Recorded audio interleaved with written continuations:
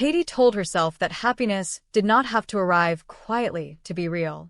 Sometimes it came loudly, with champagne glasses clinking against marble countertops, with fabric bolts stacked like promises in sunlit studios, with a new fashion house carrying her name whispered through rooms that smelled of ambition and fresh beginnings. On the surface, her life finally resembled the reward she had waited for through years of compromise, disappointment, and emotional attrition. The new fashion house was thriving, not merely as a business venture, but as a declaration of independence. It was proof that she could build something beautiful without asking permission, without orbiting someone else's gravity. And Bill, standing beside her, smiling with an ease that suggested generosity rather than strategy, appeared to be celebrating that independence rather than threatening it.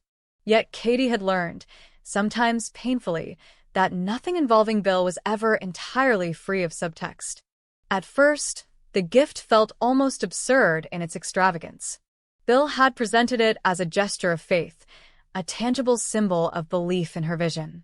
The building itself was stunning, restored with an attention to detail that bordered on reverence, as if someone had studied her tastes long before she articulated them aloud. He spoke of legacy, of partnership, of wanting to support her without interfering. His words were careful, reassuring, designed to land softly. For a brief moment, Katie allowed herself to accept the gift at face value, to believe that love could finally exist without leverage. But doubt rarely announces itself all at once. It seeps in slowly, through inconsistencies too small to name but too persistent to ignore. Katie's first unease came not from Bill's behavior toward her, but from the way other people reacted to the gift. Lawyers paused too long before answering simple questions. Financial advisors offered explanations that felt rehearsed rather than transparent. Even casual conversations seemed to skirt around the specifics of how the property had been acquired, as if clarity itself were impolite. Katie noticed these hesitations the way a seasoned navigator notices a subtle shift in current. She had spent too long adjacent to power not to recognize when information was being curated rather than shared. The more she immersed herself in the daily operations of the fashion house, the more questions surfaced. Certain permits had been expedited with unusual speed. Zoning issues that typically delayed projects for months had resolved themselves overnight. A supplier mentioned, almost offhandedly, that the building had changed hands multiple times in a short period before landing in Katie's possession. None of this was illegal on its own, but together, it formed a pattern that felt uncomfortably familiar. Bill's pattern. Katie's internal conflict deepened as she struggled to reconcile the man she loved with the man she knew Bill had been capable of becoming. Their marriage had been swift, intense, forged in a moment when both believed they were choosing stability after chaos. Bill had spoken convincingly about change, about learning from loss, about wanting a future that did not depend on dominance or control. Katie wanted to believe him, not out of naivete, but out of exhaustion. She wanted to rest in the idea that growth was possible, that redemption did not always require penance in perpetuity. Still, the gift lingered in her mind like a beautifully wrapped question. Late one evening, alone in her office after the staff had gone home, Katie began reviewing documents she had previously trusted others to handle. It was not suspicion that drove her at first, but curiosity sharpened by intuition. She traced the financial trail backward, following ownership records and shell companies that appeared and disappeared with deliberate timing. What she found unsettled her profoundly. The property had been tied, indirectly but unmistakably, to a transaction Bill had been involved in months earlier, one that had raised quiet concerns among those who understood its implications. It was not outright criminal, but it existed in a moral gray zone Bill had always navigated with unnerving confidence. The realization landed heavily. The gift was not simply a gift. It was entangled in a deal that served Bill's interests as much as, if not more than, hers. Katie felt the familiar tightening in her chest, the sensation she associated with the slow erosion of trust. She was no longer simply questioning the ethics of a business transaction. She was questioning the foundation of her marriage. If the fashion house was connected to a scheme designed to consolidate Bill's power, then her independence had been compromised before it fully took shape. Worse still was the possibility that Bill had known exactly how to position the gift so that rejecting it would feel like rejecting him, framing dependence as devotion. As she dug deeper, another possibility emerged, one that chilled her more than any financial impropriety. The gift might not have been about profit or power alone, but about control. By anchoring her success to an asset he had secured, Bill ensured that her autonomy remained conditional.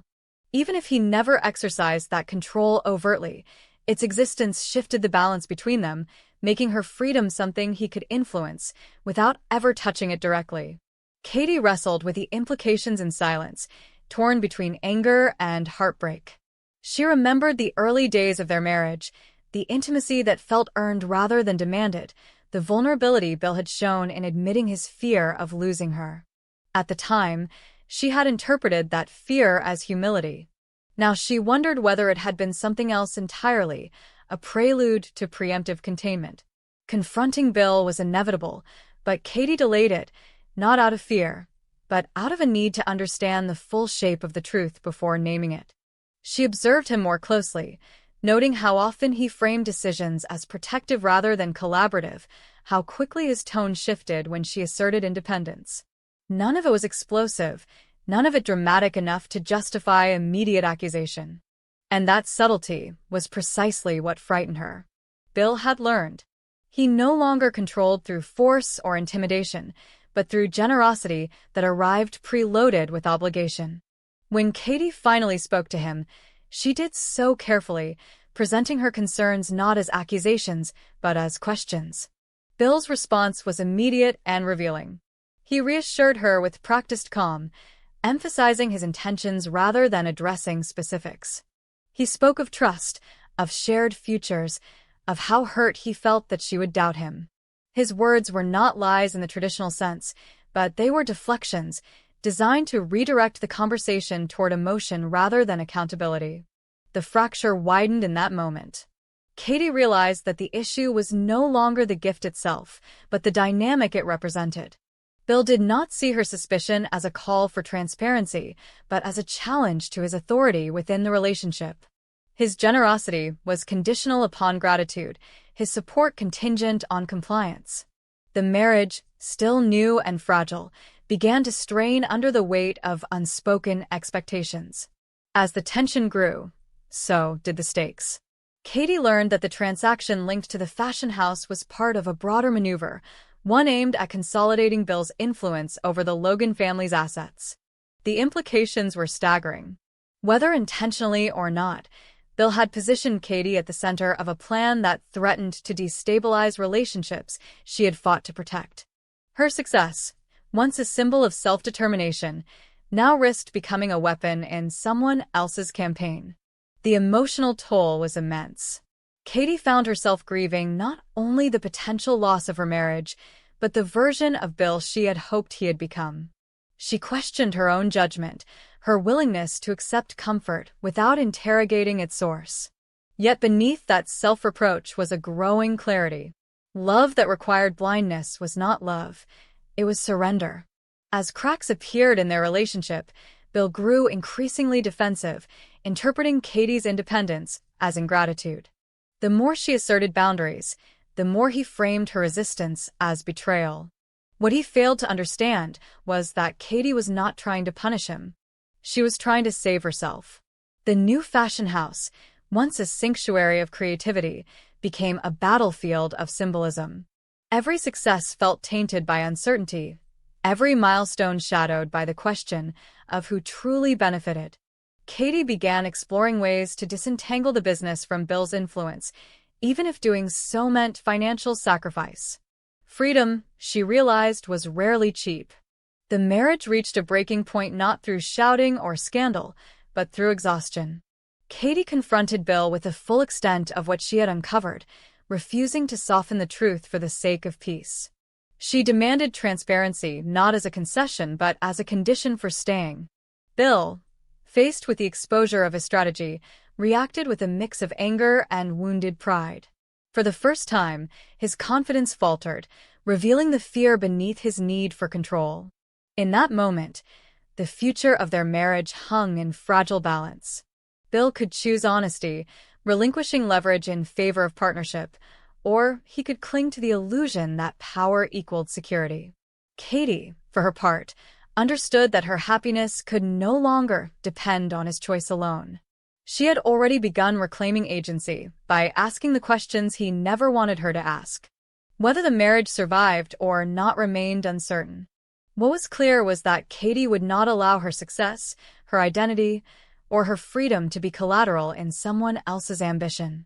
The gift that once symbolized love had become a mirror, reflecting the truths both of them could no longer ignore. And in facing those truths, Katie stepped fully into herself, no longer willing to confuse generosity with control or comfort with consent. The fracture did not announce itself with finality. It widened quietly, stretching across days that looked ordinary from the outside and felt unbearable from within. Katie continued to show up at the fashion house each morning, walking through glass doors that reflected a version of her life she was no longer sure she recognized. The staff saw confidence, decisiveness, a woman in command of her vision.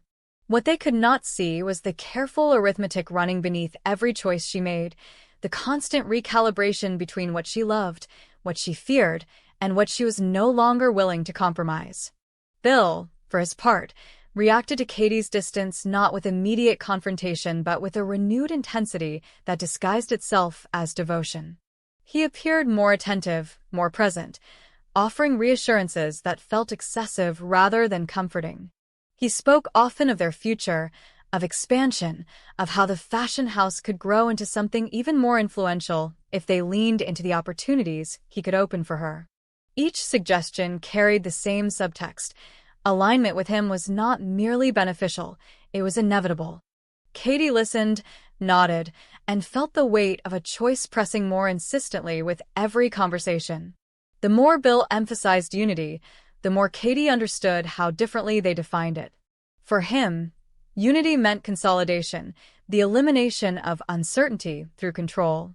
For her, it meant transparency, the freedom to stand beside someone without being absorbed by them. This fundamental mismatch had always existed, buried beneath passion and shared history. Now it surfaced with clarity that left no room for denial. Katie began taking steps quietly, not as an act of rebellion but as an assertion of self-preservation. She consulted independent legal counsel, carefully separating personal affection from professional necessity. Each meeting felt like a betrayal and a relief in equal measure. She learned what disentanglement would cost her financially, reputationally, emotionally. None of it was painless, but pain, she reminded herself, was not the same as harm. Harm was what occurred when she allowed her autonomy to erode in exchange for temporary peace. As word of her inquiries reached Bill, his patience thinned. The calm he had maintained began to fracture, revealing flashes of frustration he struggled to conceal. He framed her actions as distrust, as ingratitude, as a failure to appreciate the sacrifices he had made. In quieter moments, he spoke of how much he had changed for her, how unfair it felt to be judged by past instincts he claimed to have outgrown. Katie listened with a mixture of sorrow and resolve. She did not doubt that Bill believed his own narrative. That belief, she realized, was part of the problem. The marriage shifted from tension to standoff when Katie formally requested revisions to the ownership structure of the fashion house. She did not accuse Bill of wrongdoing. She did not threaten or dramatize. She simply stated that her continued involvement required clarity and independence, conditions that could no longer be postponed. The request landed between them like an ultimatum neither had named, but both understood. Bill's response was immediate and volatile. He accused her of undermining their partnership, of allowing outside influences to poison her perception of him. He framed her insistence on autonomy as an attack on the very foundation of their marriage. For the first time since their wedding, his anger was unmistakable, no longer masked by charm or strategic warmth. Katie felt the final illusion fall away in that moment. This was not a misunderstanding to be resolved with reassurance. It was a fundamental divergence in values.